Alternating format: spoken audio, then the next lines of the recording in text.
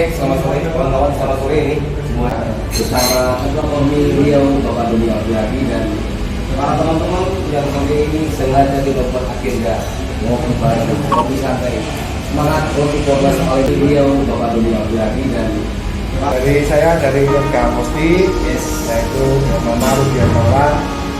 Kami Kak Musti akan berpartisipasi mengumumkan bahwa Indonesia yang bersama dan saya istri sudah melakukan persiapan untuk mengikuti Fornas 6 dari Riau sampai hari ini. Rapat kita final kemarin cabang olahraga yang akan mengikuti Fornas 6 Palembang 400 personil. kalau kita bersama insya Allah kita wujudkan yang terbaik. Latihan mandiri, mereka kejurga sendiri, mereka seleksi sendiri, pasti mendukung karena kesiapan ini. Karena persiapan waktu dari awal pembahasan APBD.